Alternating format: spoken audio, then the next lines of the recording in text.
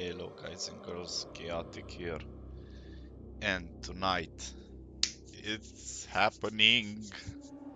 Finally they're announcing the 0.220 patch, the Dawn of the Hunt. And I'm excited for this. Like it's my first Christmas. I want to see good things. I want to see more ascendancies. I want to see a ascendancy at the necromancer level, not infernalist. That could be repurposed for anything else. And I want to see the druid class. Anyway, I hope we'll get to see some good things. I'm curious to see what ascendancies the huntress has and what spells she has in her arsenal. I think given the recent updates, she'll be the spotlight of the evening. But who knows? At least what I hope is that they announce things after patch 0.20. That's my honest wish. Maybe we'll get some goodies, maybe not. Stick around and find out. It's close to 20 seconds. I feel like it's New Year's Eve. And I hope to see some modifications. I hope they fix the armor, the evasion. Right now, either you have max HP or max energy shield, or else you're doomed. I'm Jonathan Rogers, Game Director on Path of Exile 2. Yes, John. Welcome to GGG Live. Well, it's been a little over 3 months since we launched Early Access, so it's about time for our first major content update. Today, we're going to show you an exclusive reveal of Path of Exile 2, Dawn of the Hunt, which launches on April 4th. Twitch drops are enabled on today's livestream, so make sure you follow the instructions below in order to claim your Executioner's Guillotine finisher effect. Now in today's stream, we're going to take you on a deep dive into the new Dawn of the Hunt update. We'll cover a new class, 5 new Ascendancy classes, and huge expansions on character systems like unique items and support gems. After that, it's on to the endgame improvements, including changes to systems, a bunch of new encounters, and lots of other content. It's gonna be the Huntress only. We're going to finish up today with a live Q&A session where Ziggy D will ask Path of Exile 2's game directors, myself and Mark, your questions from Twitch chat. Now we have a lot to cover today, so let's get started with a trailer for Path of Exile 2, Dawn of the Hunt. We as Mary are guided by the Spirit. It provides prey, shelter, even love. That's Mary. But for me, one day, all that were changed.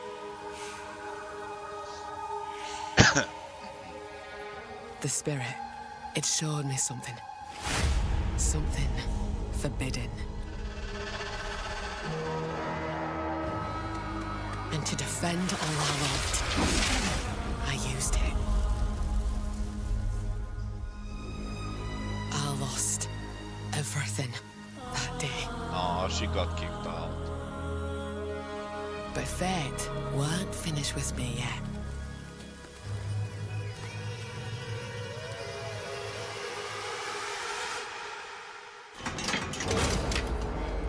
I'll right the wrongs I've done. I'll do what I must, no matter the cost.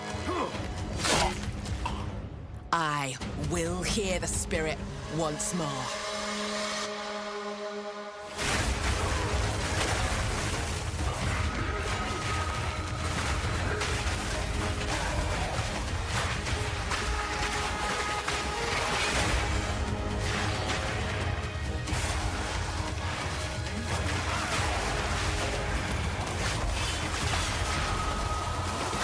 So far the skills are really looking really nice. Okay, you can mount up. This is nice. I wonder if you can use him as an attack bot also.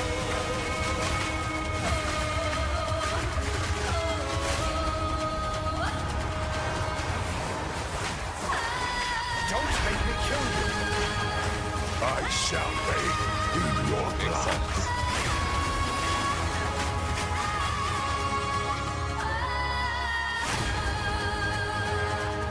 Okay, we have the Necromancer.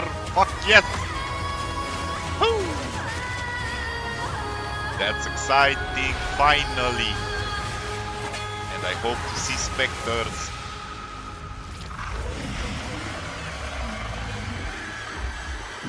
Oh, this is awesome.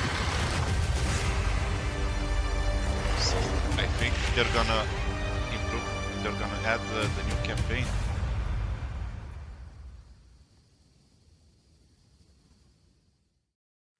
Now, as you can see, in Dawn of the Hunt, we're introducing the first new class since early access to PoE 2, the Huntress.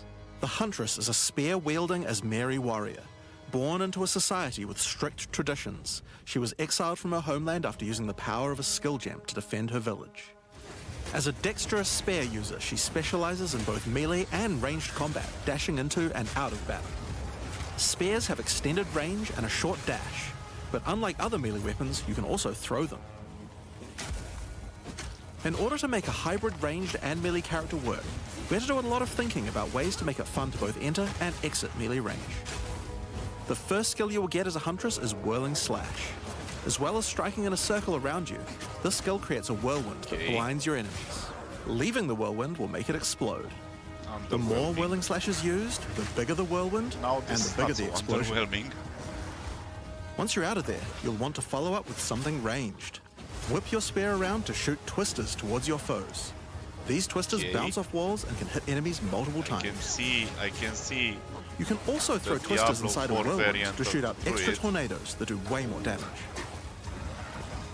In her offhand, the Huntress will usually want to hold a buckler, which allows you to do a new skill, parry. Bucklers. While holding down parry, your character will counterattack any incoming attack from monsters near you, stunning them.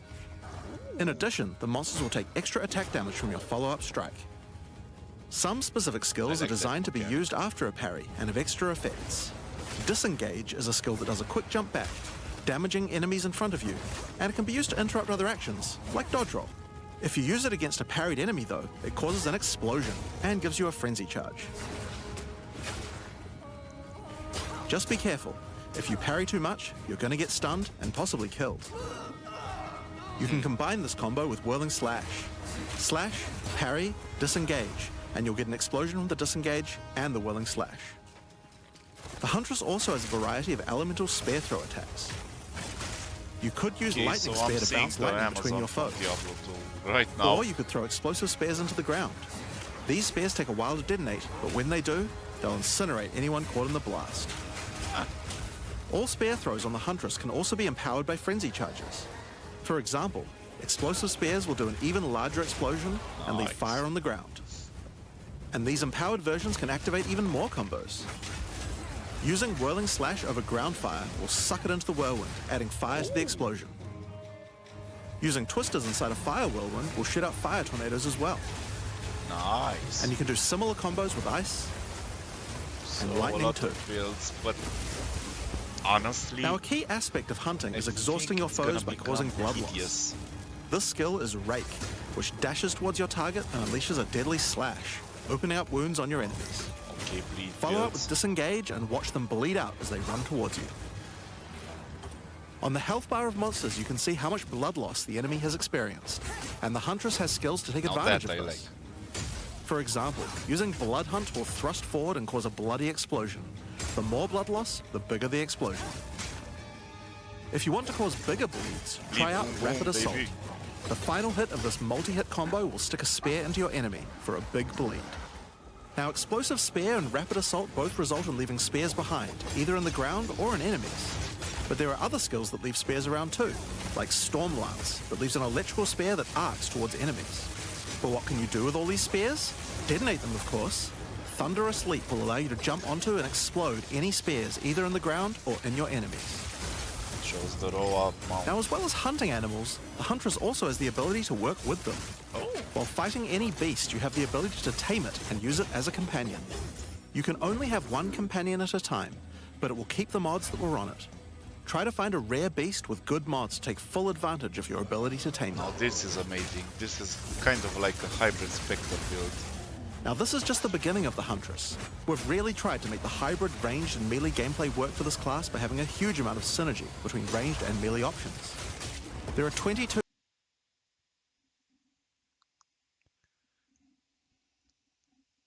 new skills available for the Huntress.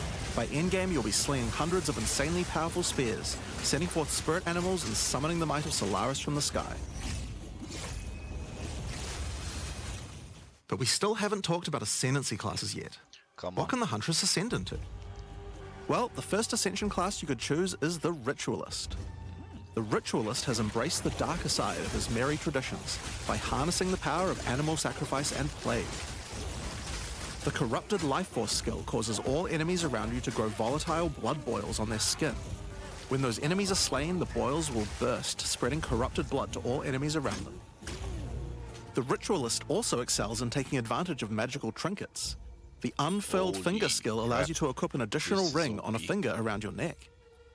My Taking God. Mystic Attunement increases the bonuses of all the rings and amulets you have equipped. Holy crap. Now this is one of my favorites. As the Whisper's can Ask put grants so you a many- new skill, Ritual Sacrifice. Use the skill on the corpses of slain rare monsters to absorb the power in their blood, to give you one of their modifiers for a short time. Specialize further into Ritualistic Sacrifice with As the Whispers Demand, which allows you to perform that skill on yourself instead of a corpse.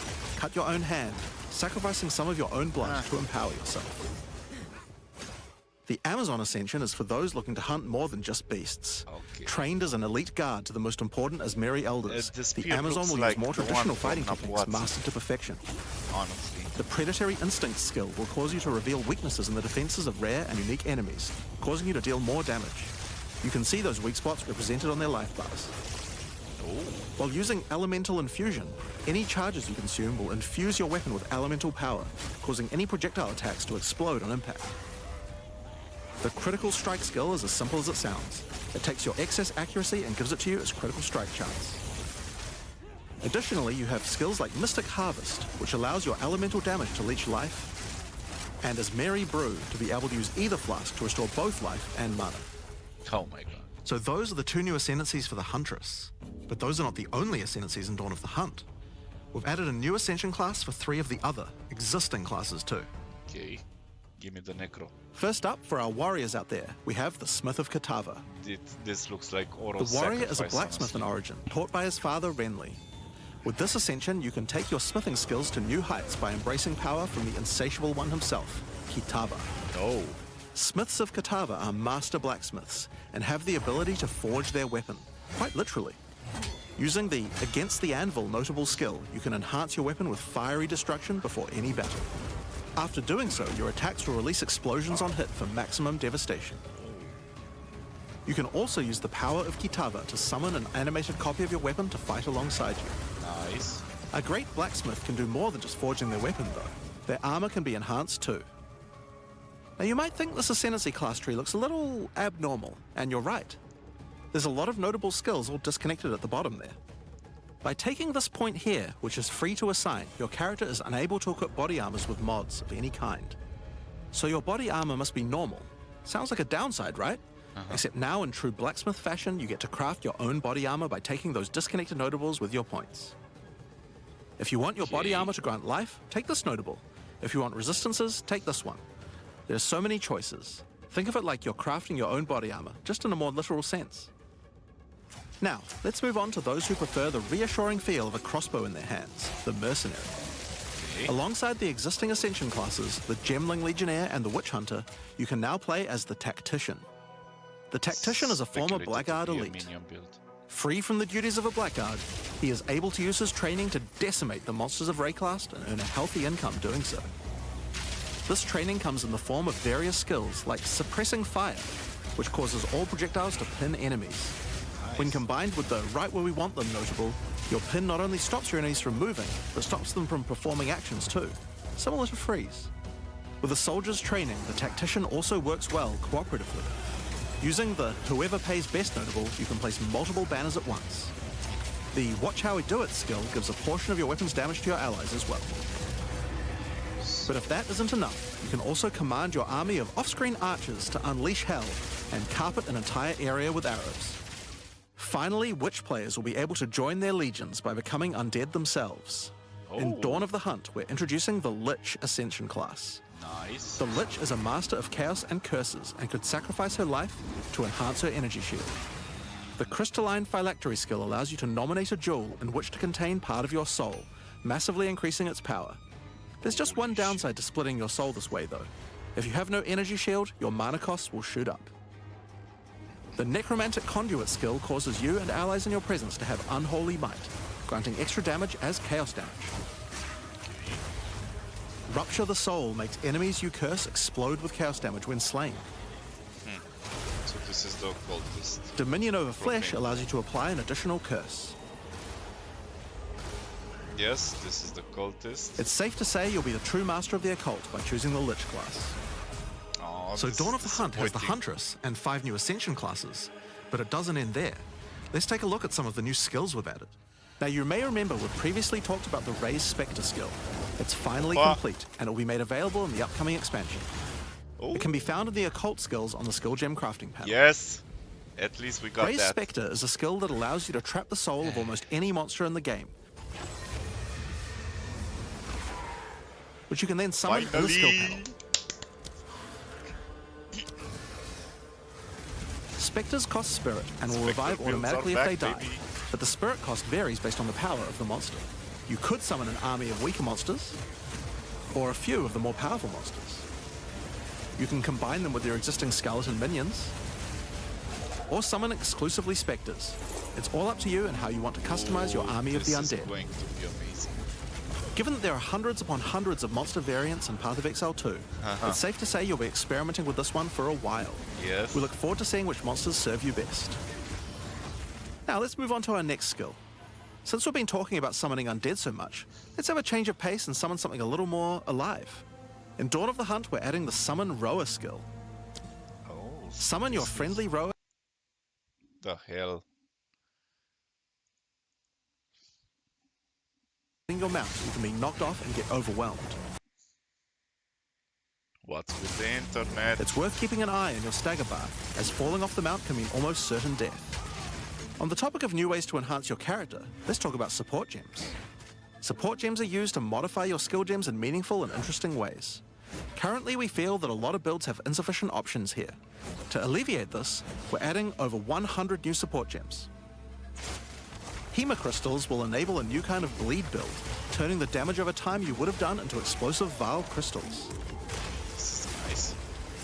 Alignment is a support gem for bow attacks, which can reward skilled players with good positional skills. Caltrops will allow you to litter the battlefield with hazards, slowing your foes as you fling spears through their ranks. But there's plenty more for every playstyle, such as Enormity,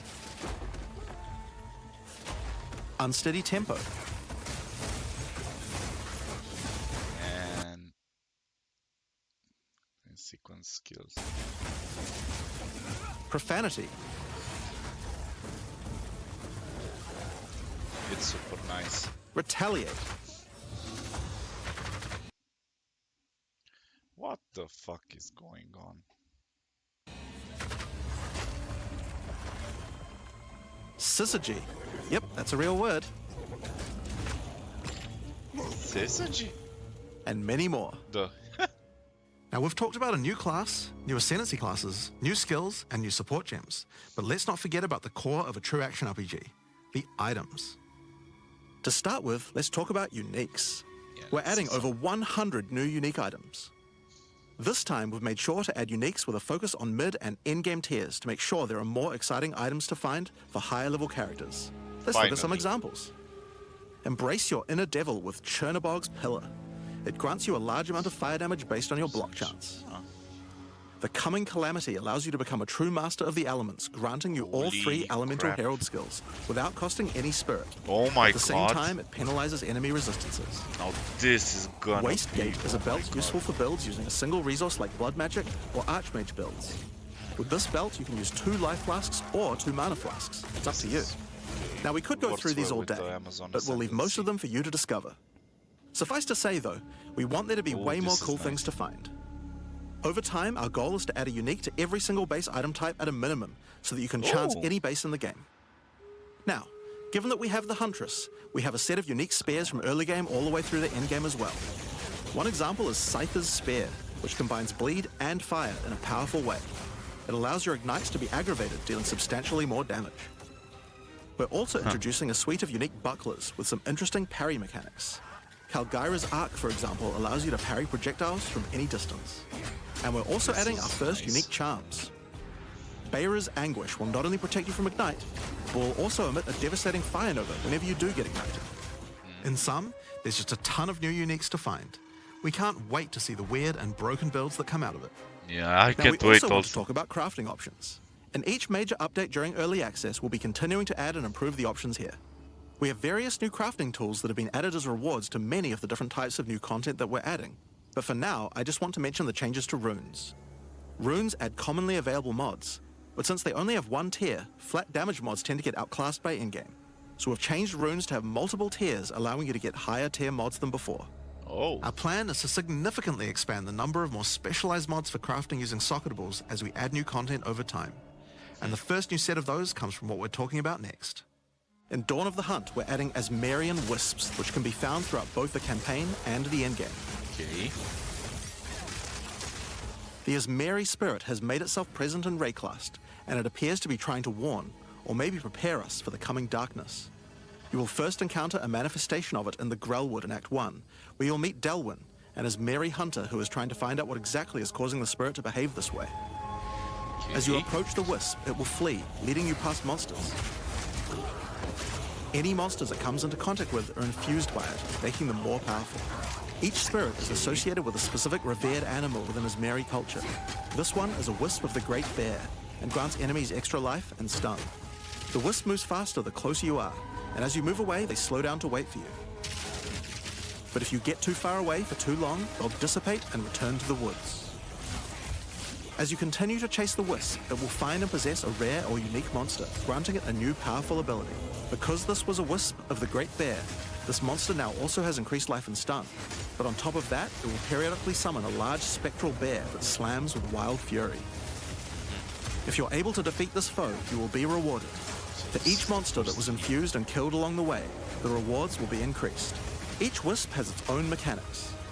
The Wisp of the Winter Owl is a primal wisp that causes enemies to deal extra cold damage, gain energy shield, and release wind vortices on death. When infusing a monster, they will call down large tornadoes to protect their host. The Wisp of the Wild Cat is a vivid wisp that causes affected monsters to deal more critical strikes and become more evasive. When it infuses a monster, it will summon a barrage of feline spirits that will attempt to tear you limb from limb. This might If you're cause a lucky, problem. you may even find sacred wisps that can do some pretty crazy things to the monsters they influence. Like the Wisp of the Cunning Fox, which turns normal monsters into magics, magic monsters into rares, Oh, and rare monsters into actual bosses. oh. I cannot state the implications that will come with this. Asmarian wisp. Wisps can drop a new set of socketable items that allow you to craft a wide range of interesting new mods onto your items. Each one may only be used on a specific item slot. As mentioned, the Asmarian Wisps can be encountered throughout the game, but there's also a new endgame map called the Asmari Ranges, a mountain village where the Asmari once lived, now overrun with corrupt monsters. This map always has multiple Asmarian Wisps in it, and familiar, yet not quite the same boss fight. Asmarian Wisps can also be further modified by the endgame Atlas tree as well, and by Okay. tablets. But I'm not going to be the one talking about those things. In order to cover all the new content in in-game, I'm going to hand things over to Mark. Hi, I'm Mark Roberts, Game Director on Path of Exile 2. There's a ton to talk about with the endgame today, so let's dig right in. Path of Exile 2's early access began with a brand new endgame, and it was clear that it needed a lot of work. After absorbing your feedback, we're ready to make some epic changes. The first thing is, we just need a lot more content. In Dawn of the Hunt, we have made sure to focus on increasing the sheer number of interesting and different encounters you will randomly stumble into as you explore the endgame. And the second goal is to smoothen the progression through maps and reduce the amount of annoying busy work. To start with, let's talk about the new interesting stuff to find. Well, the most obvious thing to add are new maps. As well as the Asmari Ranges that Jonathan mentioned Sound earlier, is glitchy. Dawn of the Hunt also contains 7 other new maps, all with their own custom encounters. Let's start with this one. The Feral Megaliths map starts off in the wild Ezomite forests. As you progress through the forest, you will find mysterious rune-carved stones that, when touched, surge with energy. Okay. After activating all the stones, you can find a grand henge, where all the energy is coalescing. You can then start an encounter. The area darkens, a storm moves in, and a concentration of Diablo energy 2 summons vibes. a dangerous boss. Rakanishu. You must fight and defeat the boss to get its rewards. Once you have defeated it, summon another. And another. And another. And another. You have 10 total waves of boss fights which get incrementally more difficult. Okay. If you manage to defeat them, you get full boss rewards, but also opportunities to get new runes. These can only be obtained from this map. The Nice. Fractured Lake contains a surreal waterscape with fractured mirror-like objects. As you move around the map, the terrain itself elevates from below, creating the ground you I walk love on. the design. In this unique map, all the rare monsters are mirrored, so you're always fighting two of the same rare at the same time, which can I want prove to hide quite out like difficult. that. If you manage to overcome that challenge and make it to the end of the map, you'll be presented with a broken mirror, a powerful altar-like object that contains an item within it. The item contained within is a new base type, either an amulet or a ring, that can be crafted to have additional prefixes or suffixes at the cost of the other. The last unique map we'll show today is one based around the essence mechanic. You enter a crystalline cavern, and you will find a powerful map boss imprisoned in the center. It is surrounded by many rare monsters, also imprisoned in essences. By freeing and defeating the rare monsters, the essence they held will be upgraded to a greater essence and be added to the imprisoned map boss. Nice. How mechanic. brave are you? How many essences will you add to the boss? Overdo it, and you might lose everything. Underdo it, and you might regret Underdo it and you might regret it and live. So far, It's your choice. I really love Speaking this of update. essences, alongside visual improvements, you're now able to apply Varlorbs to corrupt the essences with a range of unpredictable outcomes. It could increase the number of essences, re-roll all the essences to the same type, or even upgrade the essences to greater essences. What if they're already greater essences? Well, it can upgrade those too. We have 4 new corrupted essences.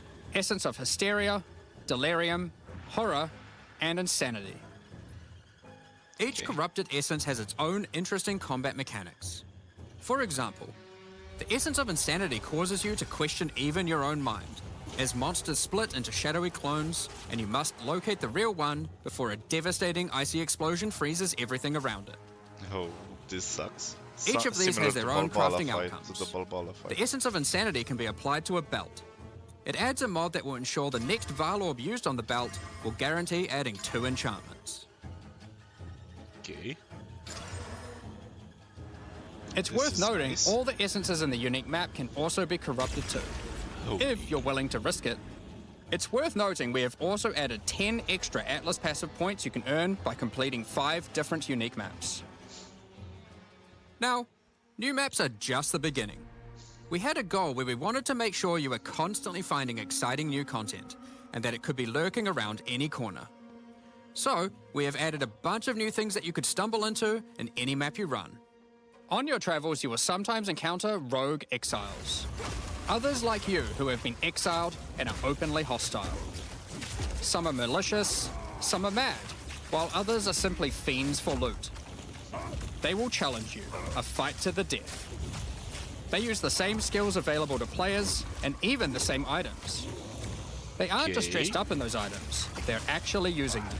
It's going to feel like a true player versus player situation. Of This course, is if you are able to slay these exiles, those items will all drop on the ground. Oh, So if you encounter an exile using a powerful or valuable unique item, which you can see displayed under their life bar, you want to be damn sure you kill them. imagine. Because if they kill you and your party, they'll portal out, taking their items with them. Yeah, Every but you fight will can't feel see if they completely have an different Astra depending Mantis on or the not. items they come equipped with. These exiles are much smarter than your regular monster. They have capabilities to dodge roll, avoid your abilities with smart pathfinding, smart targeting, and much more action-packed gameplay. Fortunately, they're like you and they're not super durable. Unless, of course, they're wearing uniques like Calm's Heart. in which case expect a longer battle. Fair.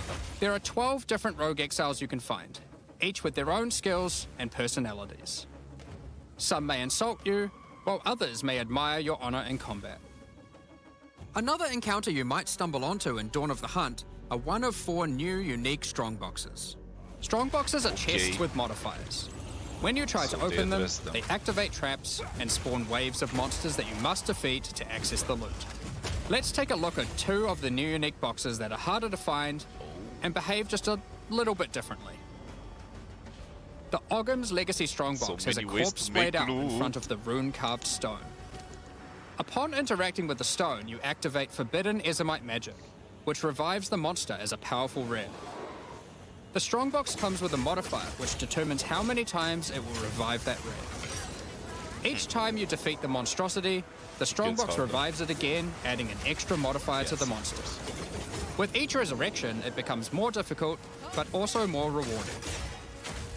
This Strongbox is infused with thaumaturgy from ancient Vaal technology. Eshel's Torment has a powerful artifact inside, and is guarded by chaos itself.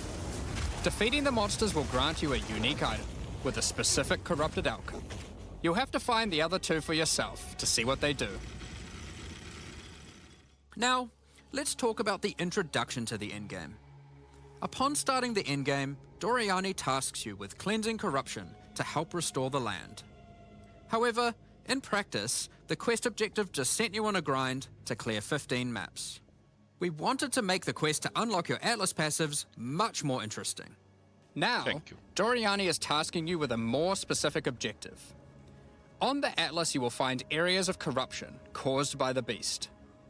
In the center of each one, you will find a corrupted nexus, the source of the affliction. In the areas leading up to the nexus, you will notice that corruption spills out from slain enemies and amalgamates into powerful monsters. Corrupted maps existed on the Atlas before, but we've done significant work on improving these monsters. We've also done a full pass on the modifiers on these maps to make them more interesting and more rewarding. Once you reach the nexus, you will have a new task: cleanse the source of corruption. When you defeat the last rare in those maps, they will spawn one of 3 terrifying bosses, amalgamations of corruption itself. After Nice. defeating that boss, Doriani will come and cleanse the corruption for good. As the remains of the boss are purged of corruption, it coalesces into raw crystallized power, which you can use to gain points for your Atlas passive skill tree. The upgrade system that allows you to add and enhance content in your maps. Finally. We didn't stop Very there though. When you reliable complete way a to corrupted upgrade nexus, them. all of the remaining surrounding corrupted maps will become What's cleansed with maps. the flasks? Cleansed maps also have Oh, new monsters, he has the mana and a new boss, and their own set of modifiers and rewards, including finding fracturing orbs by slaying cleansed enemies. what's this skill? These orbs can be used in crafting on a rare item to cause one of its modifiers to become fractured. Holy. A fractured modifier is one that cannot be modified by any means. You Nice. are able to freely modify the item, ensuring the fractured modifier will never change. Okay, so the If you get the right item, crafting guys with are the right gonna be mod, happy about it this. can prove to be a very powerful crafting Holy base indeed. crap. You must now choose. Oh my god. Do you complete all the corrupted maps and then the Nexus? Or maybe you beeline to the Nexus, complete it, No, I and can't do wait all for the April remaining maps 4th. cleansed. I Both think I'm have gonna rewards take to a week entice off. you and challenges to assess. Now, let's have a talk about towers. Finally. One thing we've had a lot of feedback on is the busy work around running towers and managing your tablets. The first change we've made here is that we have reduced the number of towers drastically, so there are now 1/3 as many as before, but we've made them much more powerful. It's a To longer start range. with, tablets now inherently add twice as many mechanics. But that's not all. Running higher tier maps and towers now increases the number of mechanics applied by tablets. By tier 15, the bonus is double, allowing a single tablet to now add 4 times as many mechanics as before. Oh my god. So, we're running far fewer towers, dealing with fewer tablets, and affecting even more maps than before. But because there are fewer towers overlapping with each other, you won't get as many opportunities to stack different tablets. In order to solve this, we've made it so that each tower can consume up to 3 tablets at once. You always get one slot on completing the tower, but if you can complete a tower with more mods on the waystone, you can unlock a second or third slot. Overall, this allows for even more juicing from towers, so you're while not drastically given. reducing the amount of busy work you have to do. On top of that, towers are much more interesting maps because they can now spawn with all mechanics, Fine. including bosses. Like- Each tower map has a new boss. Let's take a look at a couple here. The boss fight of the Alpine Ridge map has two powerful witches contesting for territory. Oh, One witch has an affinity for ice, the other fire. Who will win? Hopefully neither. Huh. The boss of the Sinking Spire map is a remnant of the Val that has been charged with lightning. Rockjaw. It uses a full suite of lightning abilities. But be careful. If any of them hit the surrounding constructs, they will power up. Another thing that we've seen a lot of feedback about is sustaining waystones. As we looked into it, we realized that the people who couldn't sustain waystones were dying a lot. A lot more than we had expected. And that made us realize something. During the campaign, the expectation is that you can die multiple times in order to learn how to overcome challenges. Yes. You are able to learn how the monsters behave, adapt to their skills, and eventually overcome them. But as soon as you get to the endgame, you are effectively no longer allowed to die if you want to sustain waystones. By the time you are getting towards the end of endgame, we want you to have to be careful not to die. But it certainly shouldn't be that we have such a sudden shift as you run your first maps. The first change we're making is you can now respawn and return to a map if you die. Finally. Like I stated Continuing so from where many you left times. Why have 6 portals? When you start the endgame, and not be you get able up to to use 6 them? total attempts per map. Finally they listened. As you add more modifiers to a waystone, the number of respawns goes down. Oh. This means that as you get to the point that you're running every waystone as a rare, you will have to be more careful. Ah, bitches. Ha. In parties, everyone gets to respawn that number of times. So if one's weaker and But dies, we he still can think come it's back. important that you can kill a boss in one go. In order to allow that to happen, we've made a change so that once you start the boss fight, it changes over to the same respawning system we use for pinnacle bosses. This means that the map owner can choose to respawn everyone at the same time. Oh. Quality of life. Another complaint we've seen a lot of is players not wanting to do the pinnacle content because of the experience penalty from dying.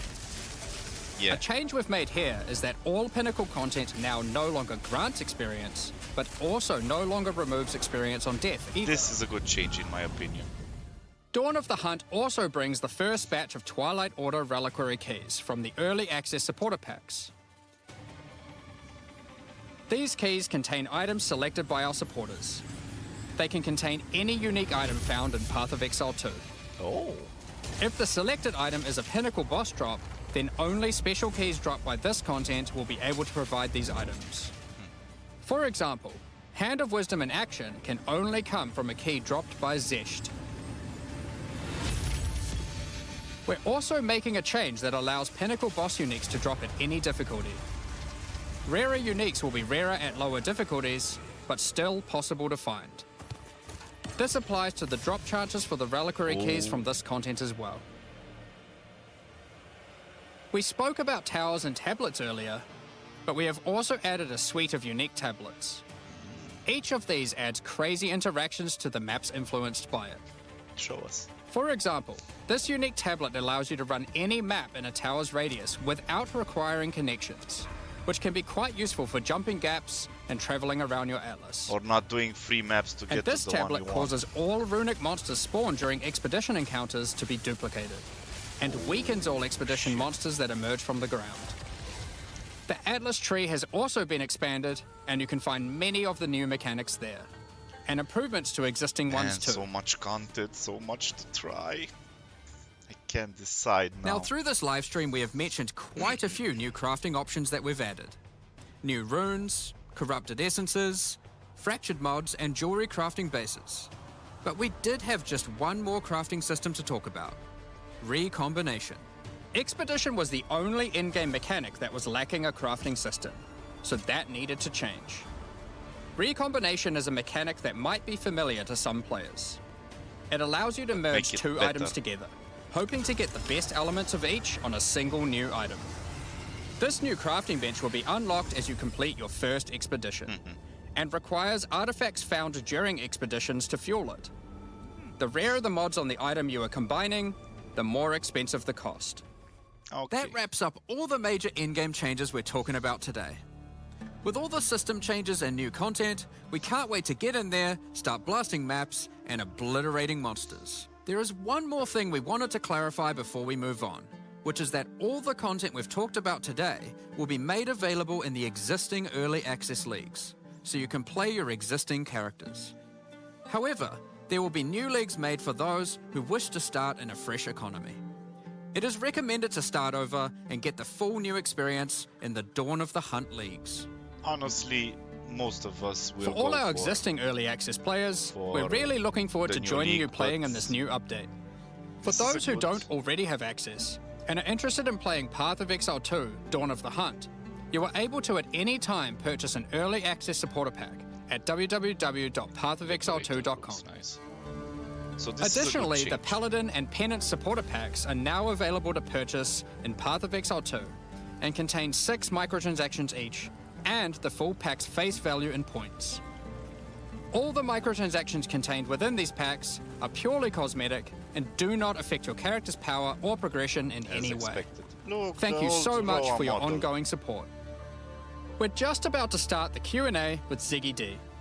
With release at the end of next week, our community team will be posting crucial information you'll need for the release. Keep an eye on the news. We On shall. release weekend, we expect to launch the new mystery box and many new microtransactions, including Path of Exile 2's first alternate skill effects. Thanks for joining us today and checking out our latest developments. We're looking forward to playing the Huntress, trying new builds, and exploring the new endgame next week. We'll begin the Q&A shortly, so please get your questions ready.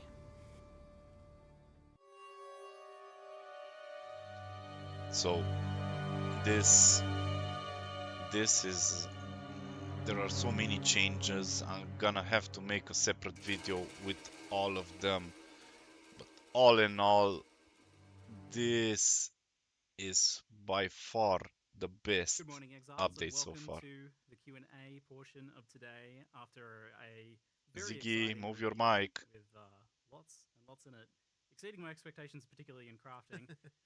But on that note, we're joined here by Jonathan and hell? Mark to talk about all that we've seen today and more in the future of Path of Exile 2. And you had an update about the recombination. Yes, that's first, right. though. That's right. Yeah, so we actually last night had a bit of a design session and realized that we weren't actually fully happy with the way the recombination worked. So we I'm actually made gonna quite leave a big the change to it, Q&A which wasn't reflected in the because video, it's obviously. not Which for is me. basically that we sort of wanted to. I'm not gonna watch give it. a bit more I wanted to control watch the the player over how notifications, but recombination works. honestly, And we also so kind of weren't far really happy about this the fact is that by far the recombinations is best something that, like, patch, kind of matters a lot update, for really news, early whatever you content wanna gameplay. call it, But it that wasn't I've something seen. that was really mattering a lot for, like, the I'm a who bit effectively got access disappointed. to I the really content thought at the start. that was the So they've actually Necromancer changed it now so that, Ascendancy, the way it works is that you pick seeing what you as want how to there want were on skeletons the, nearby, on but the, yeah, you on could the, interpret each it as item being from each item, uh, and then it gives you a monsters percentage chance dying of from success based on curses how you and build. So if you pick occult just like shit. one from one and one from the other, That's a then bit of the a chance bummer. is I much, really much like higher. what But they did if with you the pick, like, Huntress. if you pick 6 It's monsters, not it becomes practically particularly my impossible. So style, effectively, but you know, I'll give it a the go more with you're her. wanting to design the item, the less The of a chance you have warrior of having success. ascendancy, It I've means that never if you just been want to get a like warrior if fan you want in to get an any item, it's like, game. okay, these I 2 like mods that I found on the magic ground, casting, I like that's minion you know, builds, relatively I easy. like If damage you over want to get an time item that builds, has, like you know, those are my all of them, things. then Other very shit, hard. So not so we think that's a much. much better design because it means you can kind of I like the use uniques. the recombinators actually become something The you can use ascendancies sort of are relatively well first well when you put get them. together. But there's still this kind of in-game, like, you know, like some And perfect stuff you might still be able to do with more. man, do I have It is kind of content balanced to though, so that spill out. like if you pick literally Anyway, all 6, then thanks it's for going to be like watching, guys. incredibly I low hope to you kind have of a like good night not even try or that. good But you know, day, like 4 depending mods on might your be a good time thing zone. to sort of be And starting for, that kind of good thing. luck. Exalt Goodbye. the other 2, that kind of stuff. So yeah, that's kind of the new design of that.